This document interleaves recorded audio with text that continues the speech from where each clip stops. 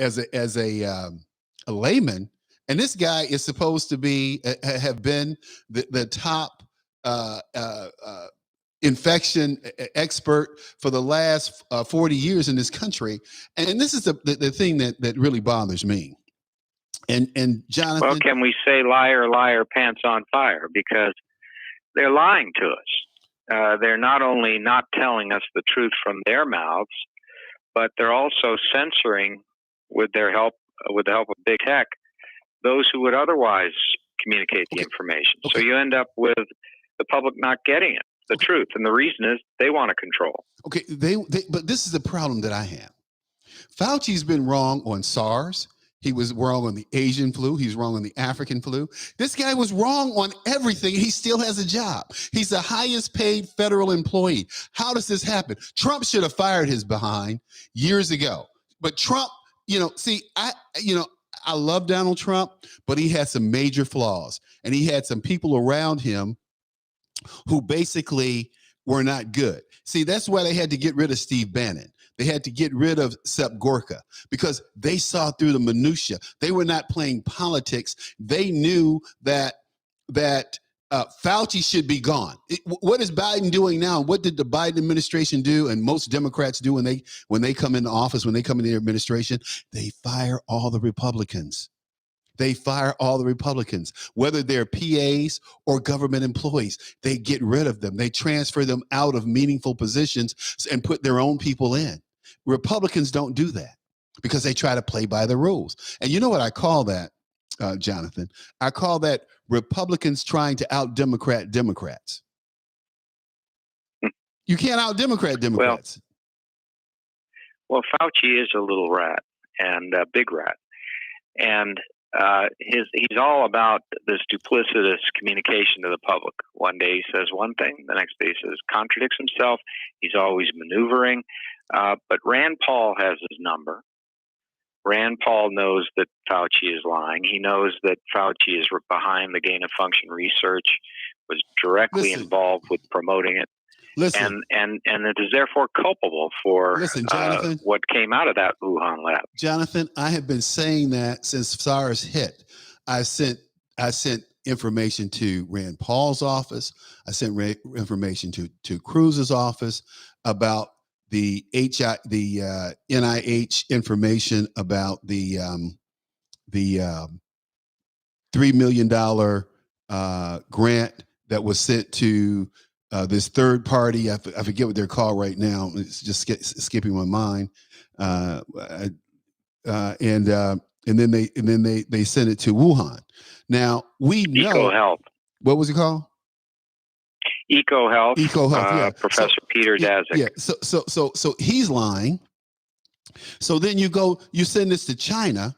We know that China has leaked pathogens into the world before, into the world. What does Fauci say? Fauci says, well, we need a pandemic so we can study the research. That's what he needs to be. Why does this guy still have a job? We need to have a pandemic so that we can get the research. I'm telling you, man, if I see Fauci, you will see it on the news. I'm telling you, this guy needs his behind whip, man. He really does. I mean, this guy has done more damage. I think you're right. I think that he is a reprehensible human being. Anyone who would be willing to have a pandemic to advance scientific knowledge. In other words, let's translate that. Yeah, anybody who would be willing to kill hundreds of thousands and ultimately millions of people in order to advance the needle of scientific knowledge by a hair, and let's be truthful about this, it didn't advance it at all, needs to be incarcerated. This guy said we need a pandemic. I mean, it's not Charles Butler saying this. I mean, this guy actually said Fauci said we need a pandemic in order to be. And it's worse. It's even worse than that. Look at this. He's in the catbird seat as far as intelligence related to public health is concerned. He was apprised, fully aware. Any American would know. He certainly knew that dealing directly with the Wuhan lab was dealing directly with the People's Republic of China and the People's Liberation Army, because both controlled that Wuhan lab. He certainly knew that the Wuhan lab was a bioweapons facility. He certainly knew that giving them American cell lines from the military and giving them the gain of function research and assistance to the tune of tens of millions of dollars would enable them to come up with a bioweapon. Now, the fact that it leaked out of the lab wasn't even a surprise, because they knew that the biocontainment level was inadequate. They knew that there was that risk. He was getting word from people within the CDC that they didn't want to go to China because the biohazard was too great, that they might get infected. He knew that there was this risk. He knew that the risk existed years before in the Beijing Institute of Virology, where there was the first leak of SARS. The fact of the matter is, he was aware that he was working with the enemy and giving them the technological means to create a bioweapon. Now, as it happens, it leaked out of the lab, but then what happened was, seeing that this thing was effective, what did they do? They closed down the within China transportation, but left open international flights to Wuhan to spread it to the world, proudly proclaiming that they would drown America in a sea of coronavirus. I'm sorry. He was all part of that. Well, I know he was. But Jonathan, you and I know this. Other people know this. Why is this guy still walking? Why is because this guy there's a person named Joe Biden. Because there's a Biden administration which is covering up for him, protecting him. Wait a minute. Trump did the same thing, dude. Trump did the same thing. The difference here is this. If Trump knew what we know, he wouldn't have. But listen. The fact of the matter was, he was being denied access to intelligence. He was being denied access to information related to the Wuhan lab. President Trump was manipulated by the state because he was an enemy of it. They knew that if he was fully apprised of all these details, you got to understand this, and I know this rather well because I can't explain exactly why, but I know this rather well. So, aware of what's has gone on now, right? President Trump would absolutely kick his back end to the heavens. I mean, he would not let this man stay one day longer. And notice how right before the election, Fauci pivots and makes his allegiance to the Democrats clear, because he wanted a political position in the White House. Why? Among other things, because he could protect his paper trail and protect his own interests by having the political power to use from the White House to whip his colleagues into shape if they began to spill the beans and work against his interests. Well, there's a doctor out there that went to jail, and I'm sure you know who I'm talking about. Her name, it starts with an M. Shoot, I can't come up with her name. I can't come up with her name right now. But she went to prison, and she talked about how Fauci put her there, and the things that he's doing that are just illegal. You know what I would like for someone to do, and you're in Washington, maybe you can get someone to do this, and that is to, under the Freedom of Information Act or whatever, to get Fauci is a public official. He's a public employee. We should be able, under Freedom of Information, to find out what companies he's invested in, the pharmaceutical companies, whatever, the research companies is what I'm specifically looking for. And we should also be able to find out how he's being paid. Who else is paying this guy? Because everybody's pushing for this vaccine. Bill Gates invested what? $500 million into BioNTech like 3 years ago. And this is a guy, correct me if I'm wrong on this, Jonathan, but Bill Gates, I remember hearing Bill Gates. I think that Bill Gates is a Looney Tune. I knew Bill Gates when he was just getting started back in the 80s. And we used to deal with Microsoft when I worked with Hewlett Packard. But this is the deal. This guy's been talking about we need a pandemic to cull i.e., for those of you who don't know what culling a herd is, it's removing, reducing the size of a herd. We need to cull, the word that Gates used, not me, the human population because it was killing the planet. Now, if you guys don't believe me, go out and Google this stuff if they haven't taken it down. But this guy actually said that. Am I wrong, Jonathan? No, he believes in this population control agenda. Yeah. I mean, one of and he is definitely heavily invested in this. And many of the patents that Dr. Fauci worked on, one principally related to AIDS and the mechanisms of the AIDS virus that defeat the immune system, were used by Dr. Xi Jinping in the Wuhan lab as part of the overall program that they instituted to create COVID-19. I mean, this is definitely, he's definitely integrated into it. The evidence, however, has not come to light as to what, if any, financial interest he had directly. Now, that doesn't mean that he didn't have one. It's just that they haven't been able to identify any direct financial interest, but there's certainly substantial financial interest in EcoHealth and with Dr.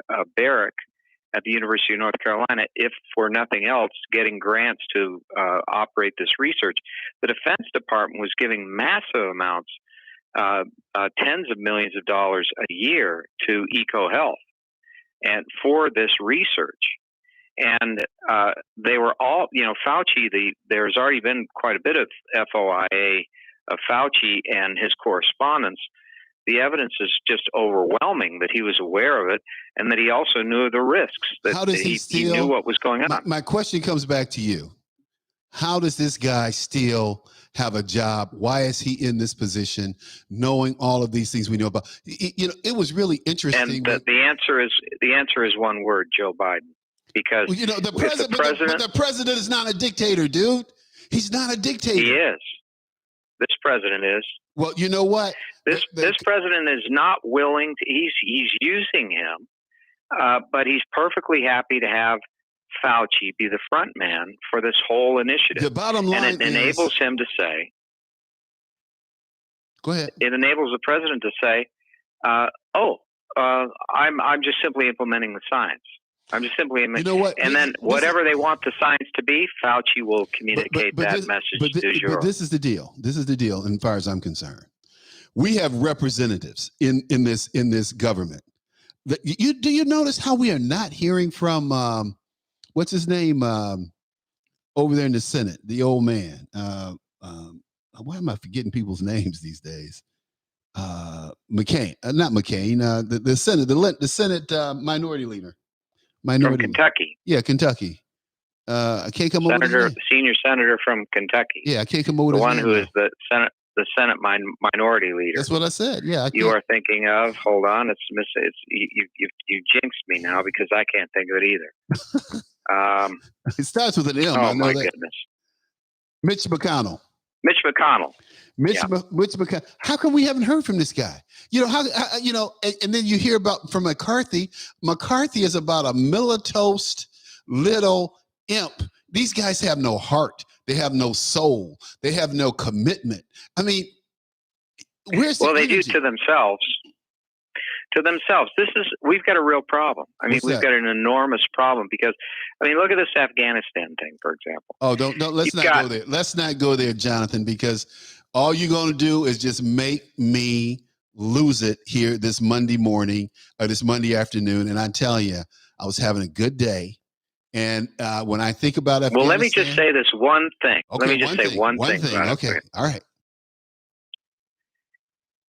You've got all these military figures, Secretary of Defense Lloyd Austin, Chairman of the Joint Chiefs of Staff Mark Milley, CENTCOM Commander McKenzie, and Secretary of State Blinken. All right. You have all of these people who are thoroughly aware of what cut and run means and what it means to leave $80 billion in military hardware. And they're communicating to the president that this is going to be a disaster. This is going to fall apart in a horrible way. And he says, I don't care. Get this done. get all the troops out now. So you're going to leave Americans. You're going to leave the SIVs. You're going to leave the Afghan allies. I don't care. Get all the American troops out now. Now, these guys, if they had honor, would have resigned. Yeah. They're dishonorable.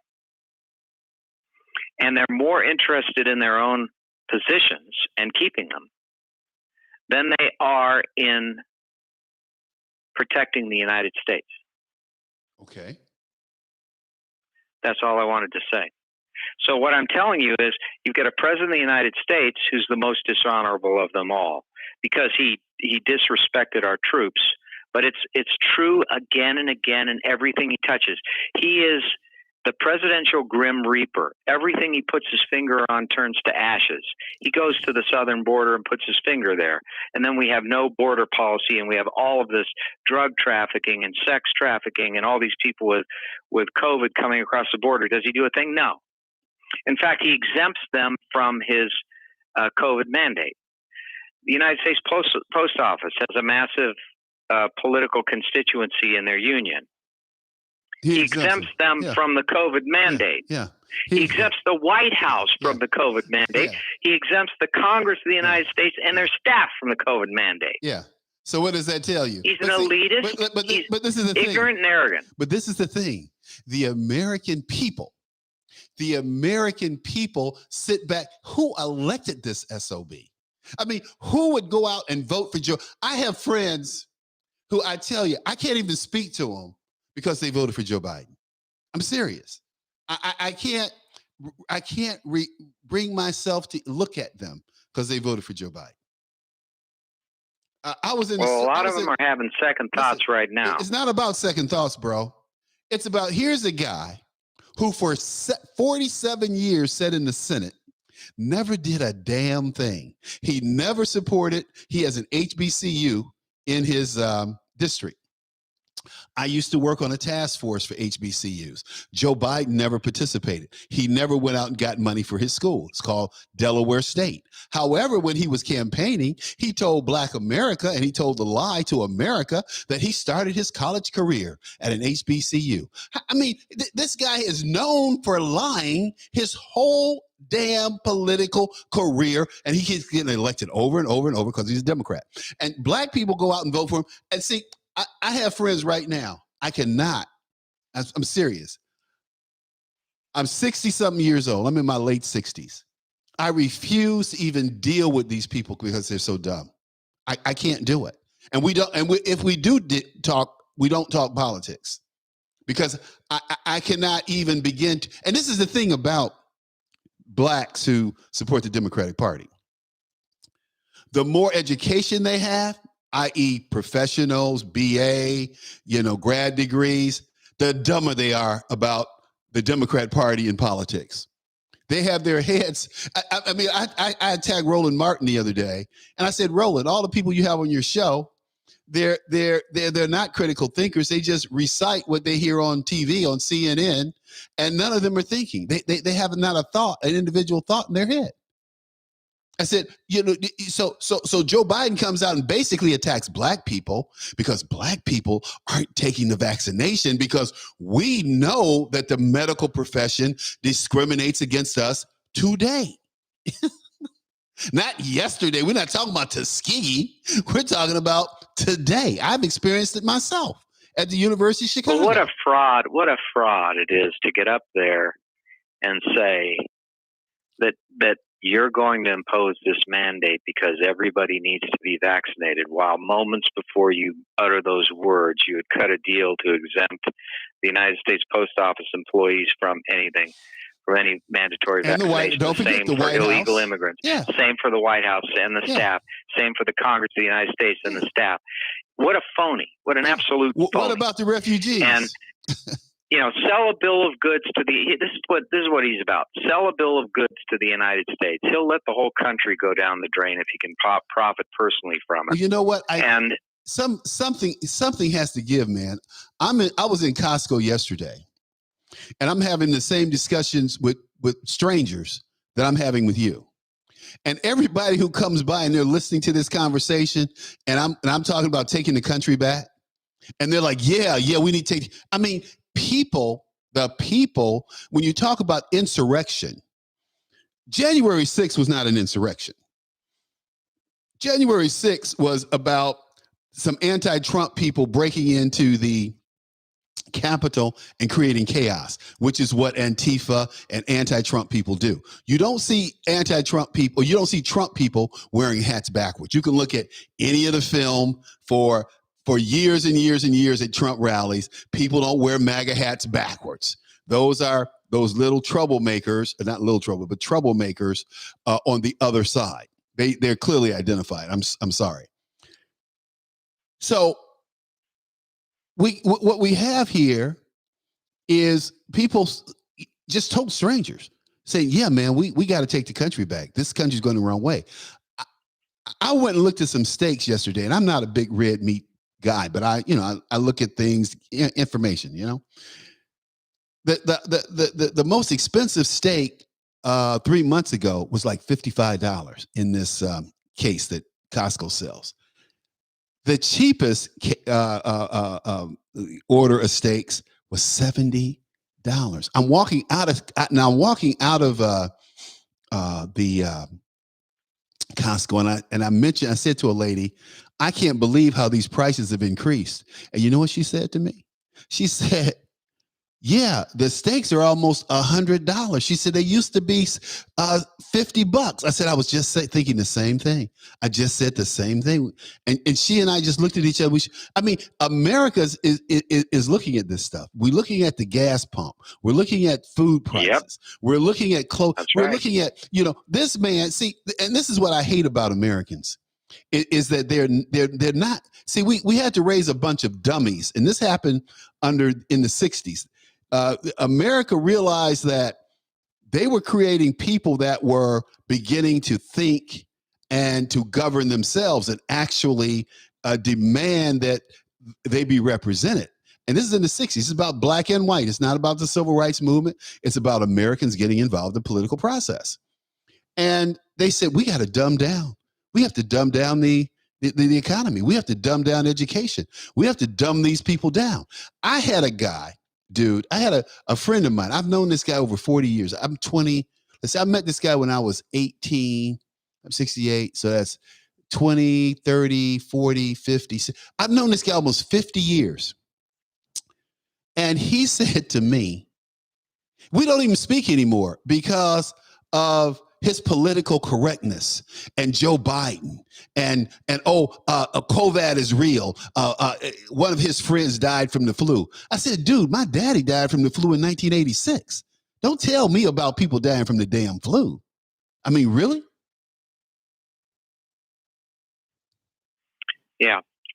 I think, though, what we've seen is they've pushed it so far that people like the people you were talking to in the Costco are becoming all over the place. I mean, you're seeing them everywhere. People are saying, hey, look, inflation is back.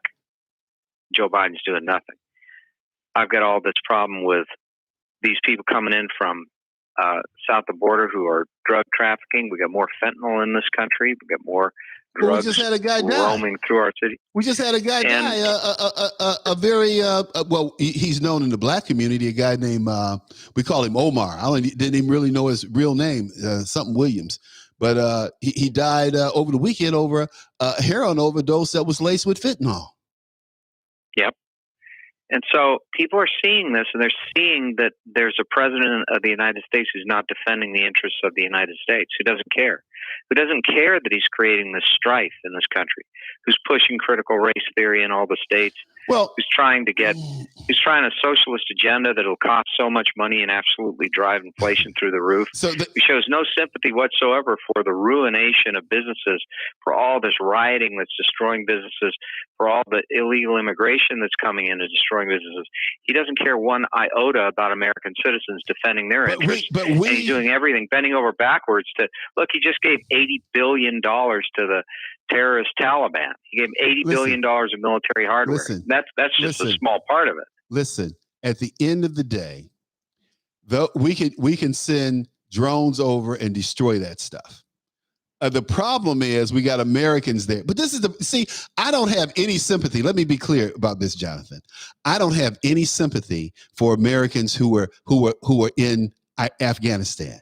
They kept their asses there for whatever reasons, and they should deal with the consequences of not leaving. See, I've traveled abroad. I spent a lot of time abroad. I spent a lot of time abroad in doing different things and in business. And I can tell you this. But Charles, a whole bunch of people can't get out. Yeah, but they want to get out. But what did Trump tell them? All these students at American University, they want to get out of Afghanistan. Jonathan, they should have left. Jonathan, they should have left a long time ago. Trump told them last year, we are getting out of Afghanistan. Americans, you need to leave. People needed to put a plan in place to get their behinds up out of Afghanistan. They didn't. And they stayed behind because, it's great living abroad. I'm an American. Okay. So now, I was one of those guys who had to deal with these arrogant Americans who thought that their goals, we want to bring Jesus. We want to bring Jesus to the jungle. Okay. And then you got to go in and rescue them. No. I'm tired of that stuff. I don't have any sympathy or empathy for these Americans who are left behind because they should have got their asses out of Afghanistan a long time ago, and they didn't. The students shouldn't have gone back. They should have transferred. Well, but a lot of these people were interacting with American forces and were aiding the American cause all the way up to the end. They had no idea. They had every expectation because they were told this, even by Joe Biden, right at the very end. That the American military would never leave Afghanistan until all Americans were out. I don't know about that. And so the idea was that they were, you're surrounded by Taliban, which are absolutely savage critters. They're human jackals, right? Oh, yeah. So you're surrounded by these people. A lot of the people there are people who have Americans, a mixed marriage with Americans and people from Afghanistan. But whatever the circumstance was, the message sent to them was stay in place. Even by the State Department was stay in place. America's going to get you out. Well, then Joe Biden betrayed them. Okay, if that's the scenario you're using, that's different.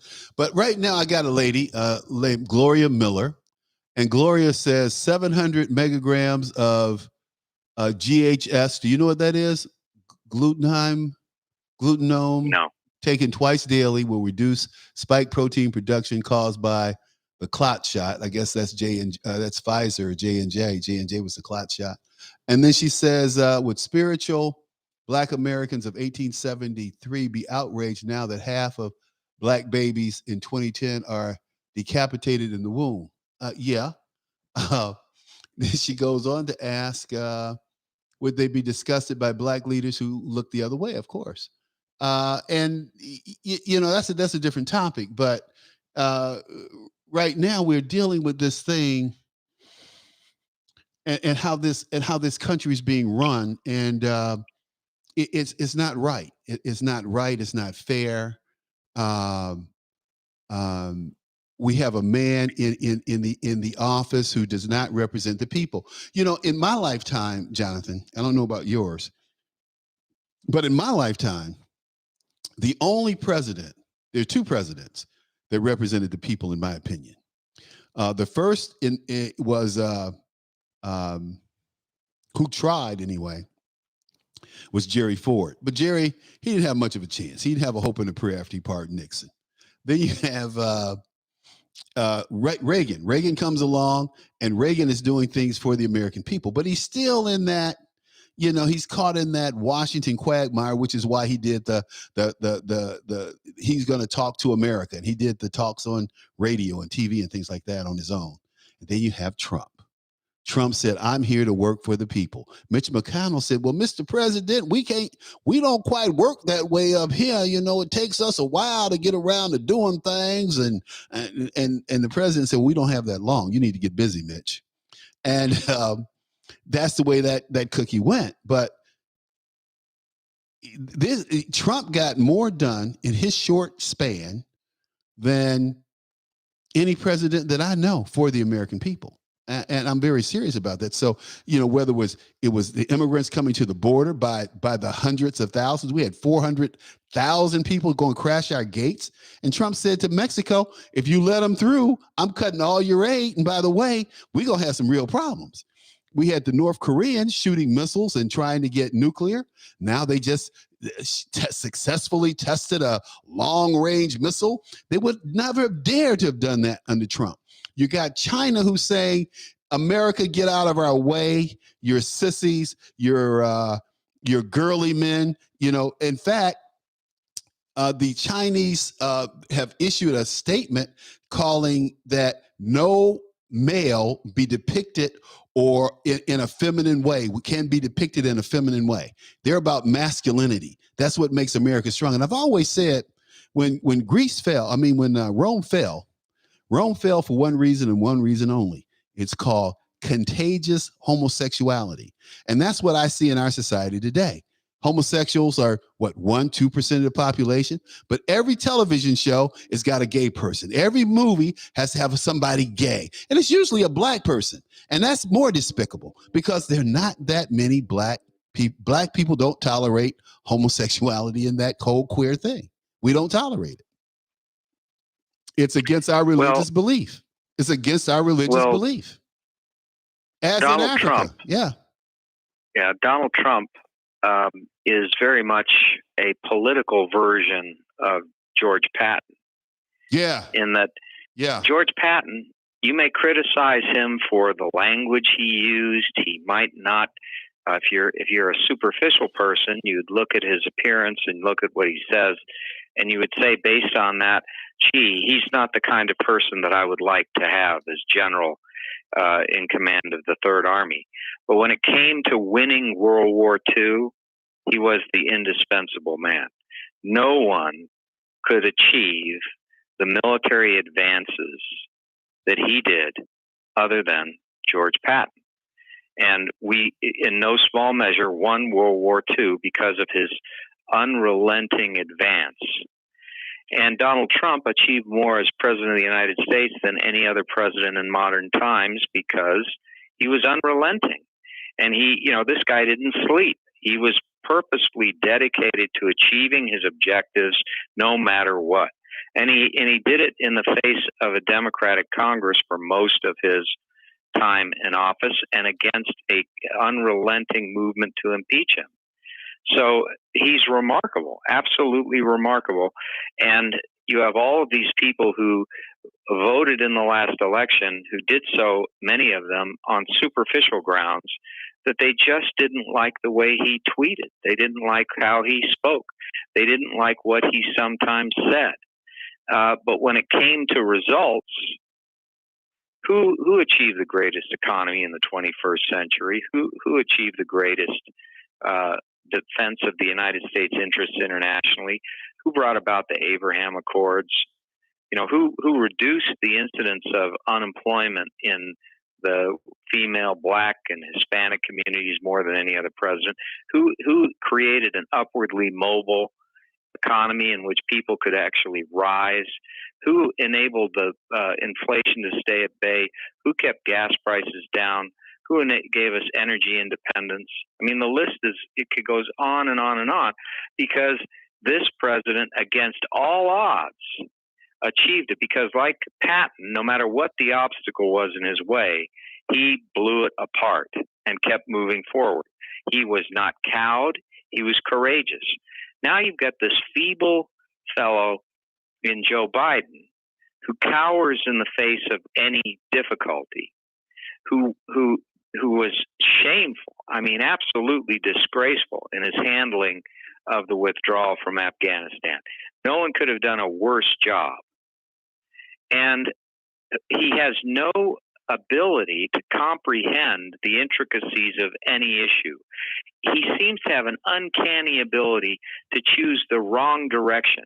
If he were allowed to drive on his own and not be driven by his chauffeur, he would constantly be driving the wrong way on a one-way street. Well, that's Joe Biden. Well, you know what Obama said: do not underestimate Joe Biden's ability to F things up. I That's didn't right. say it. That's what his bro man said. And you notice that Barack doesn't really claim Joe Biden. He doesn't claim Joe Biden. And Joe's always talking about how tight he is with the president, but the president doesn't claim him. Yeah, well, it's kind of hard to claim Joe Biden. I mean, unless you want to have some baggage that is tied to you that's going to always pull you down. So the best thing to do is to keep Joe Biden at a distance if you're in the Democratic Party. But what has happened is you've got these just laughably absurd situations that are really going to drive the Democrats out of office in 2022 in the House and in the Senate. And that is, they feel obliged to stand up and defend Joe Biden's positions. And in addition, they feel obliged to push this socialist agenda of the far left of the Democratic Party because that's the activist base that they've got. None of them has any courage. They don't have courage. They won't stand in the face of this and condemn it. They all go along with it. And then then there are these real psychophants to the left like Nancy Pelosi and Charles Schumer who try to champion these causes. They're all as phony as you can possibly imagine. These people have benefited from the welfare of this country, I mean the economic benefits of this country like you would not believe. They live in riches while they talk about people in poverty. They have never experienced poverty in their entire lives. They don't even know what it is. And they've been holed up in political positions their whole lives. They've never worked a real job in their entire careers. And here they are talking to working men and women, telling them what's in their best interest while they fleece them, while they ignore them as soon as the election passes. Yeah. And that's the same way they've treated Black America, too. Well, they just go along and they'll pander to the Black community for as long as it's election time. Listen, as soon as it's over, they're forgotten. But listen, you have to remember something, Jonathan, that's not being talked about. Black people supported Donald Trump. I know whole families that voted for Donald Trump, okay? I'm talking about like 40 people.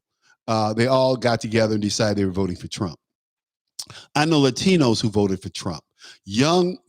I can tell you a story about. I went into a junkyard to get what we call a aromatic shock.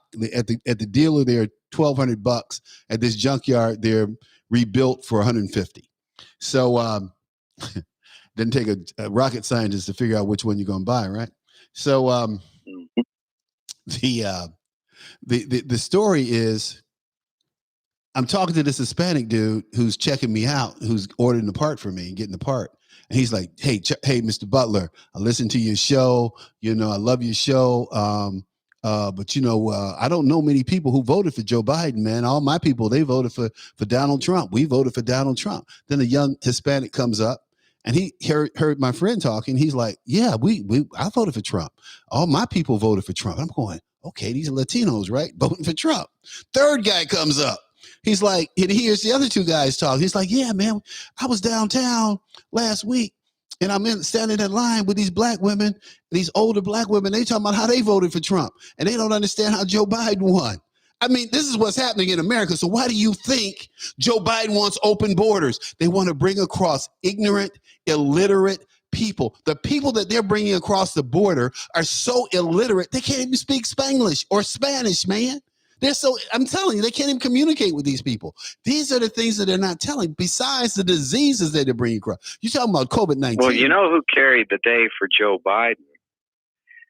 The people in the demographic group that carried the day for Joe Biden are suburban white women. Suburban white women, okay.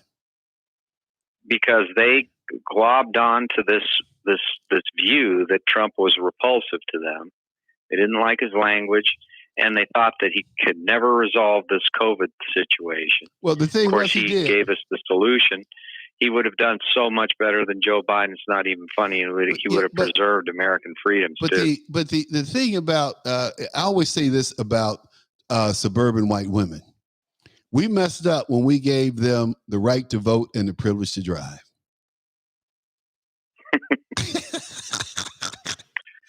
That's too funny. Well, I think what we're on to is a second generation, actually a third generation Of of people who were paid for by their parents and never worked and went through school and they got married and then they have never had a job, or they've had only the jobs of sophisticated people. They've never actually worked hard, and they never had to appreciate their freedoms. They've always taken them for granted. So now they're getting a rude awakening. They're finding out what it's like to suddenly have the realization that things aren't safe anymore, that you really do need the police, that you really do have to have a border, that you really can't rely on a president who does not protect you at home or abroad, and that there are real threats in the world. And these things are starting to dawn on at least enough of those who voted for Joe Biden to cause them to have questions about whether they ought to stay in line with the Democratic Party. I think we're going to see a big shift in 2022. What makes you say that, Jonathan? Because if you just look at the demographics, if you look at the popularity of this president and the shift in alliances that are taking place, the polling data suggests very strongly that there is huge opposition to Joe Biden. And it's not just to Joe Biden as a person. It's to Joe Biden's policies, which have been embraced by the Democratic Party and define what the Democratic Party is. And what's so wild about it is that the leaders of the Democratic Party seem to understand that doom is coming in 2022, because they're racing to push through as fast as possible massive socialist programs to make this country a socialist nation before 2022. Well, I can tell you this. It's insane. I can tell you this. It's feverish activity. I can tell you this. When they start talking about free education, there's nothing free about free education. I used to hear people talk about, oh, you got a football scholarship, you got a free ride. There's nothing free about an athletic scholarship. You work your behind off. You always work your behind off. You're working harder than any students. When I quit playing football, I had so much time on my hands, man. I had 2 part-time jobs and I still had time. Okay. It's just amazing. But they said that Fauci is backing a new vaccine requirement for Americans that would even go further than the new Biden rules. This guy has to go, man. This guy has, Look at what we've got. Look what we have. We have 6. First of all, the Delta variant experience is plateauing. If you look at the data, it's already in a plateau state. It's going to head down. That's where it goes next. And we've got 65% of the population double vaccinated. We've got approximately 30 million people or more who have already had COVID and have full immunity. When you look at, there's some overlap, but when you look at the total number, we're in that zone of 70 to 80% that they said would be enough. They're just unwilling to admit that the emergency is coming to an end. Why? Because their whole power play is based on it. If they can't have people in absolutely apoplectic that COVID is everywhere, they lose their control. People suddenly get back to work, they get back to a normal routine, and they realize that, gee, if you can work and make a buck for a living, it's a lot better than being cloistered in your house with a mask on when no one's there. I mean, the fact of the matter is, these people are pushing an agenda for one reason. They want to have total control. They want a society of government dependence that they can lead and that will result in a political universe that's socialist and self-perpetuating. And they don't care what it takes. They don't care if it ruins the economy. They don't care what amount of inflation is brought. They don't care how high taxes go. As long as they're in charge, that's all they want. And there's only one playbook for the Democratic Party, and that's spend, spend, tax, tax, and take your liberties away. That's their only playbook. Well, And the only opposition to that that's serious is coming from the new Republicans who are coming up and challenging all of this. And I'm telling you, if we don't win this election in 2022, if we don't win the election in 2024, if these people who are in power are still in power and have majority control, our goose is largely cooked. Because you think inflation is bad now. You wait to see what inflation is like then. You wait to see what happens when you have gas shortages again everywhere. You wait to see what happens when the United States is under attack constantly from cyber attacks and other attacks that are wreaking havoc with no one at the helm dealing with the enemy. And that's what we're going to have. Okay. So we either have to get tough, get smart, and kick these rascals out and save this country, or we are going to lose it. Yeah. Okay. Well, Jonathan, we have kicked the can down the road, and going to come to the end of this segment, this hour, actually, the end of the show. It was quick, and it was fun, man. It was fun. Yep, it's great, Charles. I enjoy being with you. I'm glad you were here. It was, it's not often enough that we get the truth. And hey, Jonathan, pitch your book while we're talking here, because I don't know. All right. Well, my book's The Authoritarians, and it's available at Amazon and elsewhere, all over, Walmart and so on, Target. But the book is about what we're talking about, which is the rise of socialism in America. And I give a very detailed explanation of who the socialists were since the 1830s forward, and how they gained control over the administrative state, and how they've gained control over the whole government now. Okay. All right. And what the real stakes are here, what we got to do. All right. That's great. Hey, my folks on Red State, we're signing off. We'll be back again tomorrow, same time, same place, with Frank Venucio. So tune in. Yeah. So, man, I tell you, it's frightening to think that this great country has been co-opted. And I used to read about Martin Luther King being a socialist and a communist, and that was largely what the FBI was putting out. But he was surrounded by socialists and communists who were Jewish, who were interested in the cause that Black people were, and that was equality. And they were the only people that really reached out to help Black folks and Black organizations.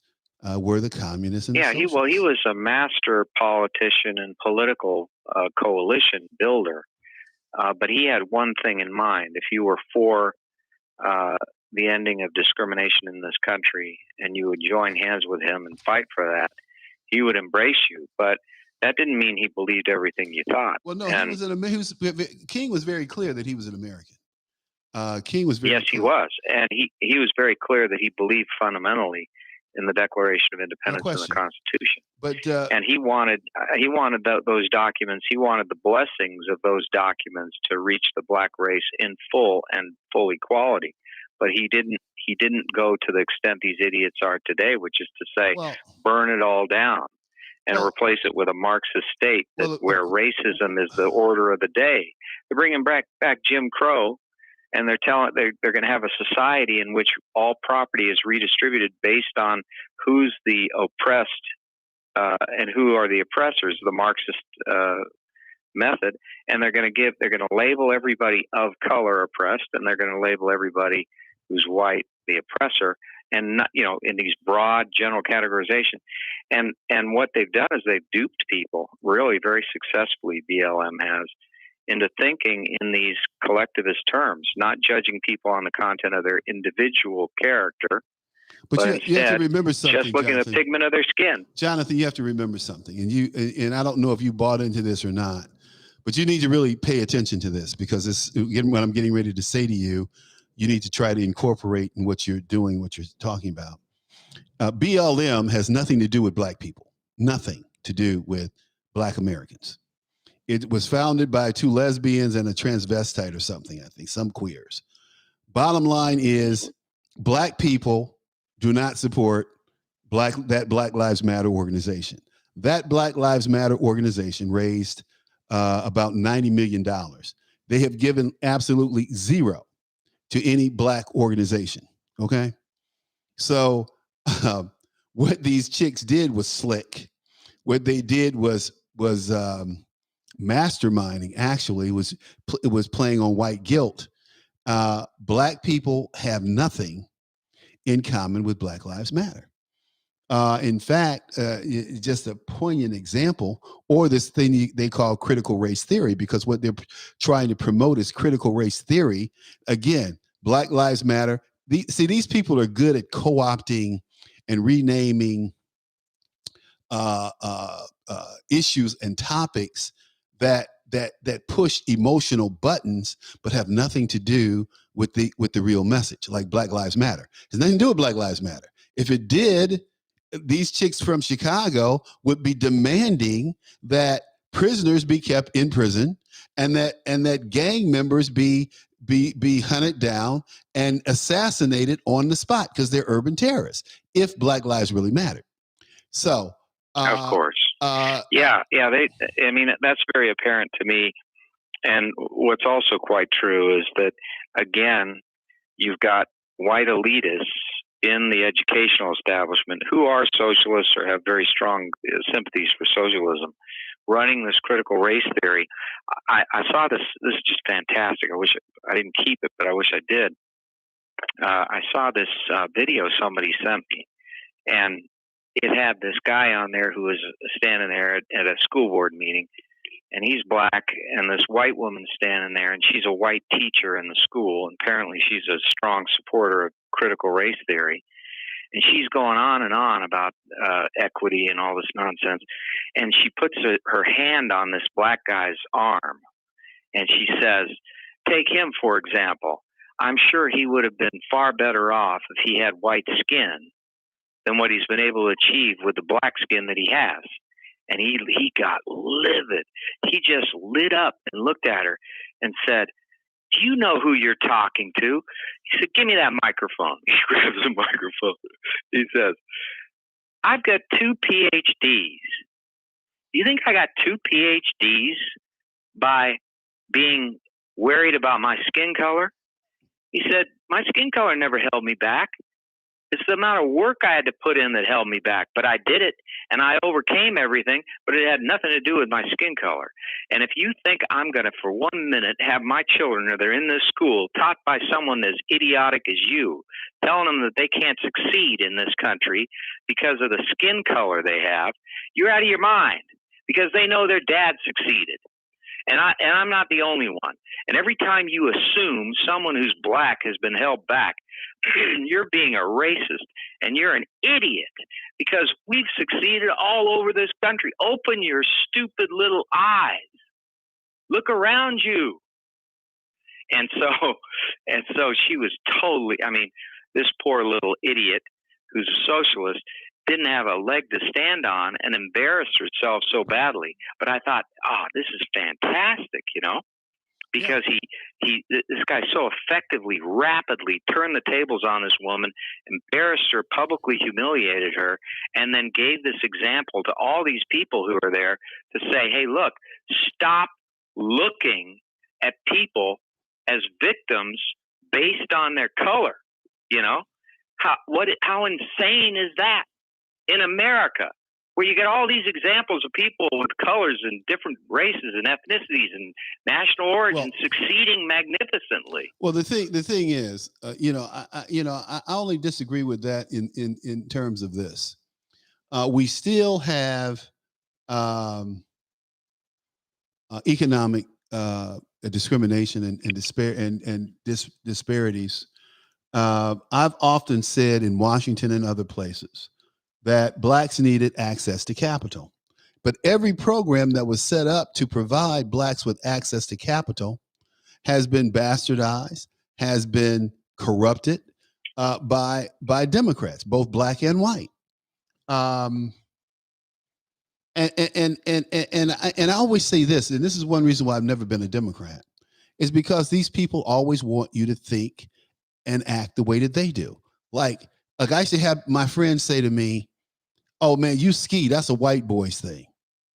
Whoa, whoa, whoa, whoa, whoa, whoa, whoa! What you mean I ski? That's a white boy's thing. That's what I do. Well, that's a white boy. I'm a pilot too, so that's a white boy's thing. I mean, they act like we have had pilots since planes have been flying in America. There was Bessie Coleman. There was the Chicago Aviation Club. There was the Detroit Aviation Club back in the 30s where black people were flying.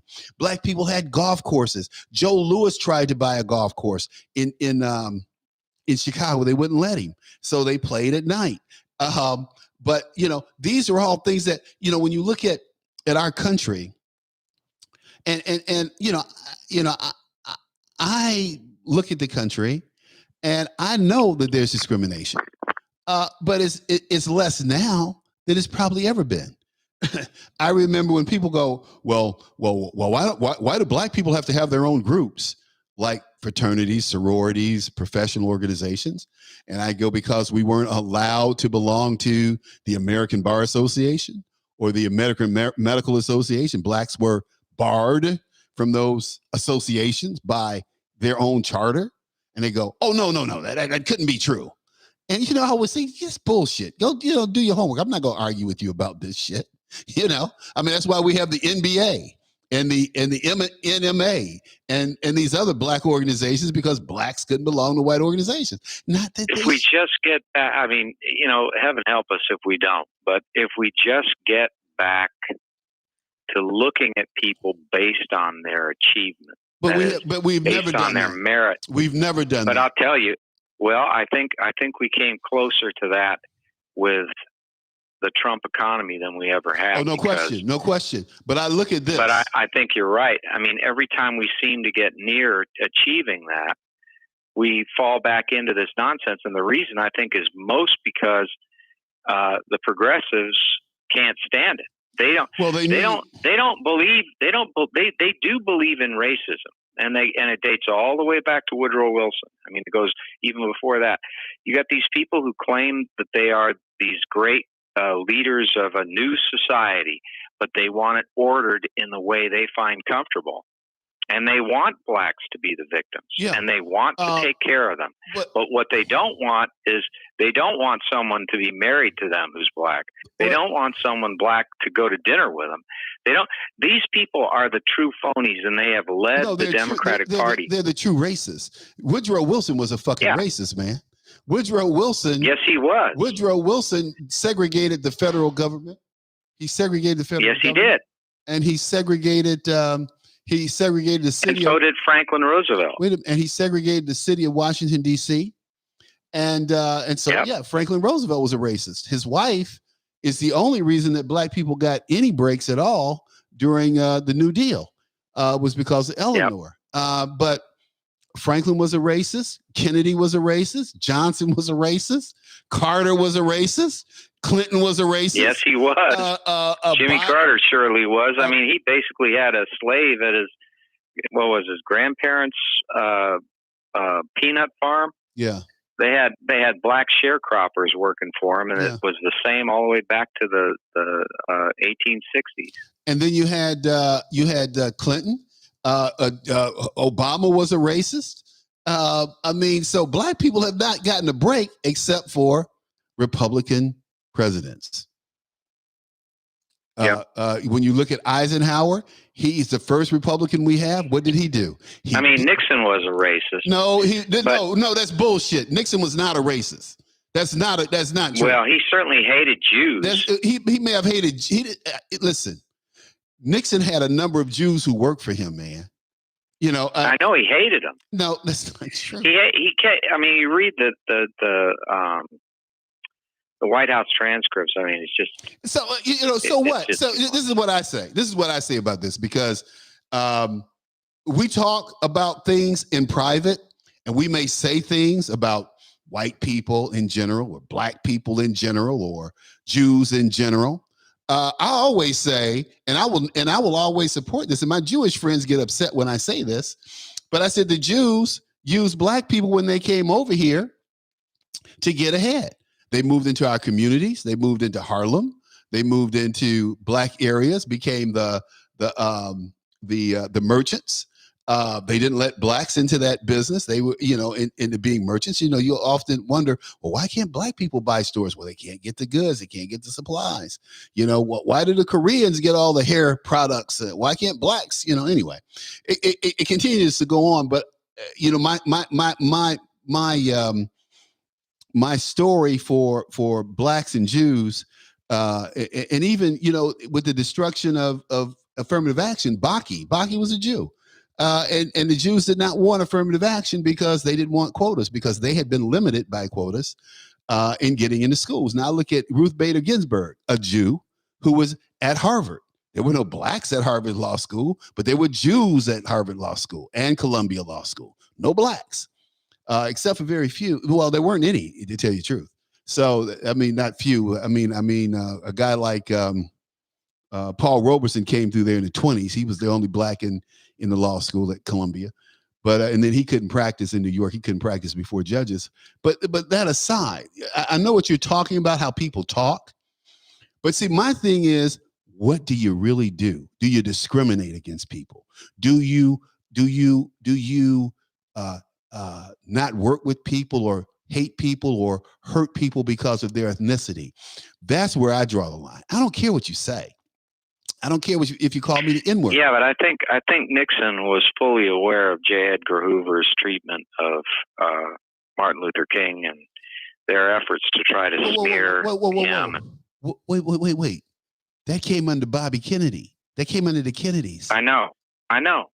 But he kept J. Edgar Hoover in place. That had nothing to do. That had nothing to do with Nixon.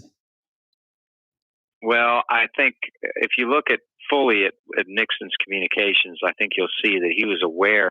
Of course, he was internal espionage.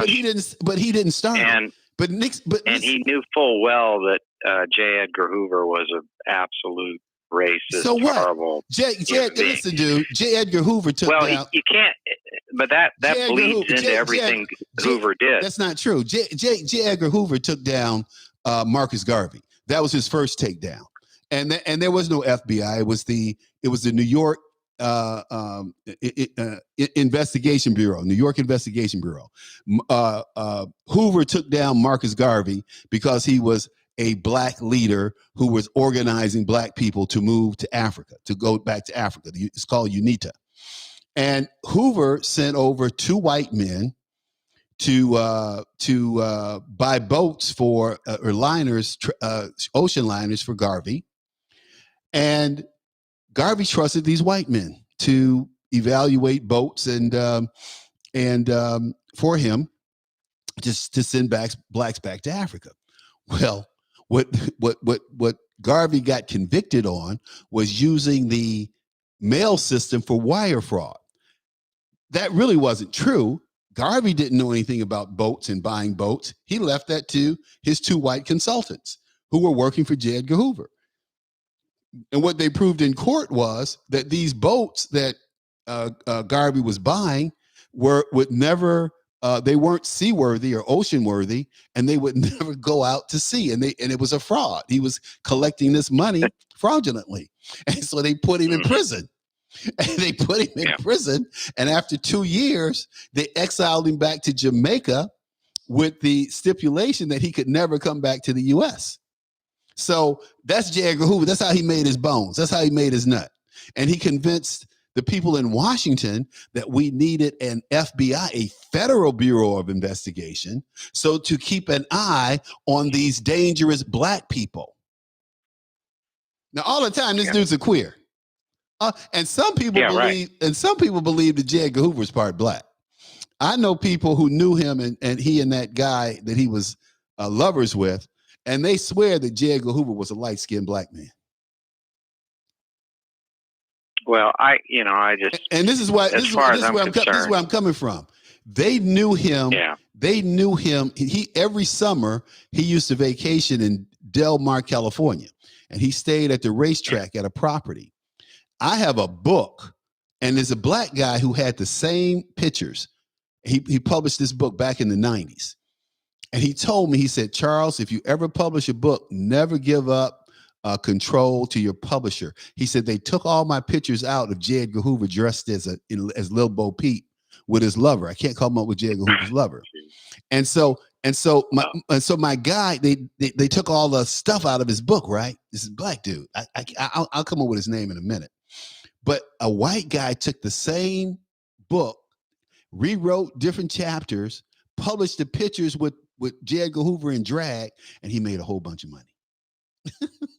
True story, man. Oh, someone stole it. Well, I'm just saying that I learned from him vicariously that you have to always maintain control. And you probably know from publishing your book, you have to maintain control of what's in it.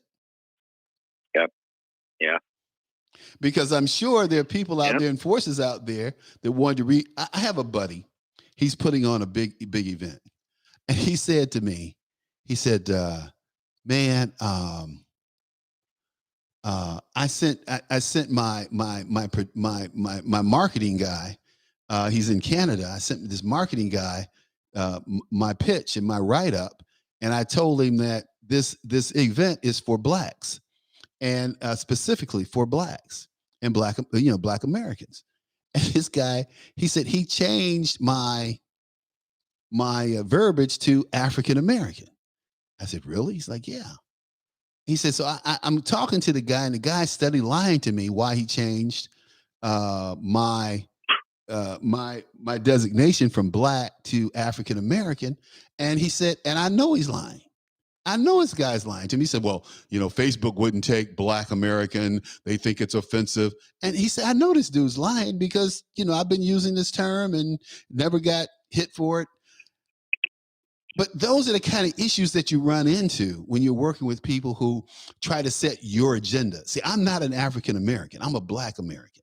I ain't got nothing to do with Africa. I have nothing against Africa, but this is my country. My people built this damn country, and we need to take credit for that. And today, I heard something on TV that was so shocking to me. If it weren't my TV, I would have threw a brick through the damn TV. They said, this woman said, well, we find the school found it offensive that red, white, and blue may racially offend some parts of our audience. And I'm going, black people are the most patriotic people in this damn country. You look at the Vietnam War, we constituted 23% of men in combat. We constituted 16% of men in the military, and we were only 11% of the population. We fought in every war this country's had. Of course, even the Revolutionary War. Go all the way back. So check this out. I just these people. I hate this stuff because it's killing us. Jonathan, we have to really start realizing. But check this out. Check this out, Jonathan.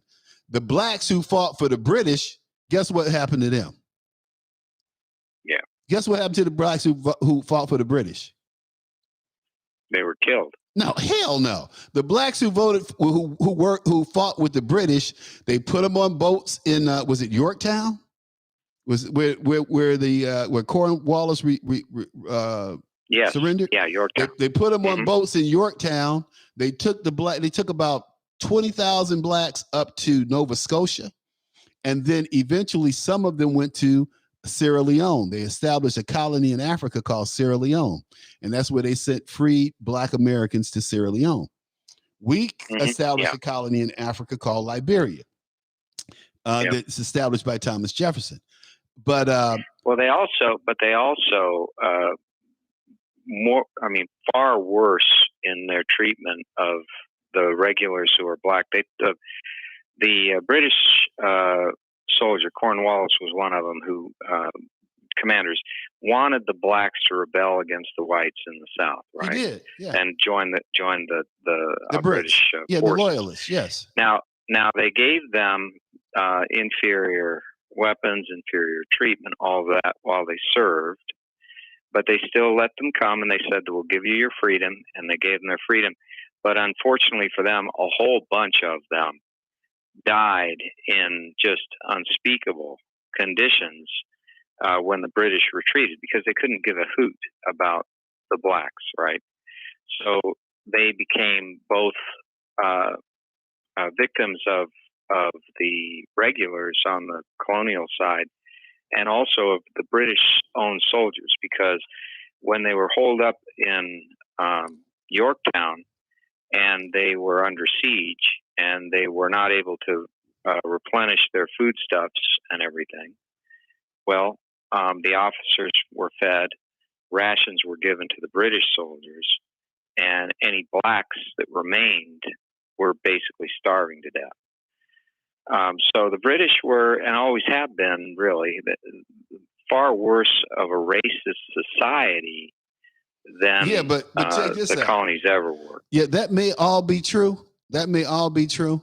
But check this out. At least those people were free. They weren't put back into slavery like American troops were. Black Americans who fought for in the American Revolution were sent back into slavery, the majority of them. They didn't have a decree giving them their freedom if they fought for the country. They were put back into slavery. Just like even after World War II with the Tuskegee Airmen, I mean, Roosevelt was happy to have them decommissioned and cut off from any benefits or anything. And my dad was in the Air Force at the time. He was a professional boxer, and then he was in the Navy, and then the Army Air Corps, and then the Air Force. And several of the Tuskegee Airmen knew my dad. I didn't realize this. But my dad apparently spoke up and fought for them at this time, arguing against the whole movement to decommission them. Truman did. When he died, that was under Truman. Truman.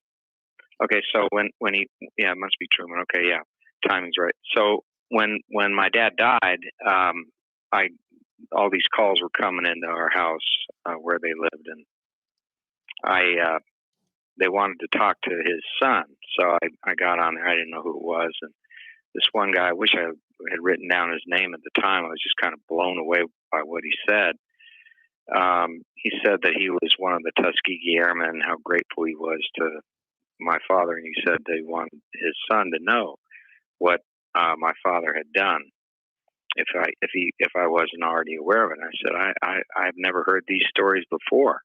So they were telling me these stories about different things that my dad had done. But my dad was he was a professional boxer. He was in the same stable with Rocky Marciano in Brockton, Massachusetts, and it's a melting pot of cultures and races and everything in Brockton. So he grew up in that environment, which I think helped him understand that the superficiality of pigment.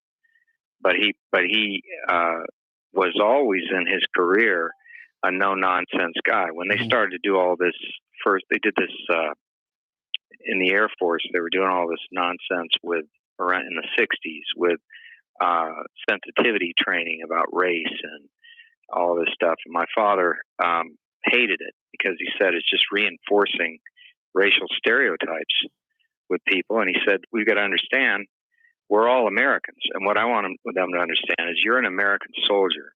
Your duty is to follow your orders and die for your country. And hopefully kill the other guy. Brother, not die for your country. That's not part of the deal. But if necessary. But what he said was he would go into these things, sit there when they make him do these sensitivity things. He'd listen to it for about 5 minutes, and then he'd say, okay, well, I'm going to take over the class. And he'd get up there and he'd say, look, all of you are my brothers, every single one of you. I will die for you if necessary, and you'll do the same for me. That's all you need to know. You're an American soldier. Forget about all the rest of this crap. You're an American soldier. And he insisted on equality. He insisted on equal treatment without regard to race.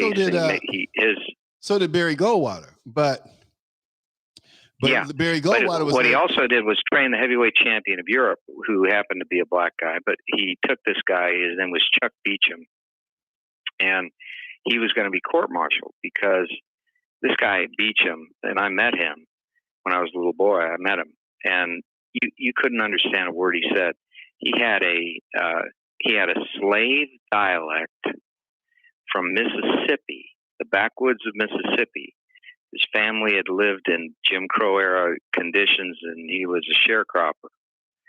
And he was just basically illiterate, but he was a wonderful person, just wonderful. And he was super strong. And some airmen gave him a joint. He was smoking pot on the base, and he was arrested by the ATs along with the other guys. And my father was basically head of discipline on the base, worked as the assistant to the commander of the base. And he had to interview these people and determine whether they would be court-martialed. So he interviewed them, and he was sending them off to be court-martialed. But then he met this one guy, Chuck Beecham, and he realized that this guy was too dumb to have been involved in the selling of the pot or anything, and that he just happened to smoke this joint, not even knowing what it was. And he talked to him, and as best he could understand him, barely understood what he had to say. And he said, "There's something about this guy I like." So he told him, he said, I hope you can understand what I'm trying to tell you. He said, "I know you can't read and I know you can't write, but I think you can fight. So what I'm going to do is I'm going to keep you in the Air Force, but you have to commit yourself that you're going to work with me, and I'm going to turn you into a heavyweight champion, and you're going to represent the Air Force in Europe." And he said, "Are you willing to do that? You're going to have to fight to do it. You have to win, and you're going to have to let me train you. And you can't, when I'm training you, you can't, give up. Mm-hmm. I'll have to kick you out." And he agreed to it. So then my father worked with this guy. And anyway, the story is he became the heavyweight champion of Europe. Mm. And he was wonderful. I mean, I just remember his wife and their kids, and they'd always be over at our place. And when we would travel throughout Europe, they would be with us. And he was just like huge, muscles, just massive, muscular heavyweight. But he was a gentle guy. And in his first fights, he wouldn't deck the other guy. He basically counterpunch. And my father convinced him finally that you're never going to win a fight unless you unload all of this power that you have and that I see in the gym. You've got to become aggressive as can be. And he taught him how to do it. And then he won all these fights one after another. Everywhere he'd go, he would win. But anyway, so I mean, I see these great American patriots, and regardless of their race, I just see them willing to fight and die for their country. And I see these people who are above them, like these idiots like Milley and McKinsey there at CENTCOM and Lloyd Austin, and they may have been great patriots at some point in their career, but boy, oh boy, are they just hedonistic people right now? And they've just abandoned their commitment to these troops who remain these kids who are, they're Americans and they're willing to die for this country. They're willing to put their lives on the line. Like Patton said, you don't want to die for your country, make that other guy die for his. Right. But right. But the point is, these guys were, and are what America's all about. All right. And they're being betrayed by their leaders. No question, Jonathan. Hey, well, look, Jonathan, I want to thank you, man, for spending so much time with me. We ran way over. I'm still out here on YouTube broadcasting, and folks are just listening. So I'm gonna let you go. And thanks again, man. Look forward to talking to you again soon. Yes, sir. Take care. You too. Bye-bye. Jonathan Emord. He's great American, as you can hear. And what we're doing is, don't forget to order his book called Authoritarians. So, hey, look, we're going to sign off. We're going to get busy. We're going to sign off here and call it a day. We'll be back tomorrow with Frank Venucio. Thanks.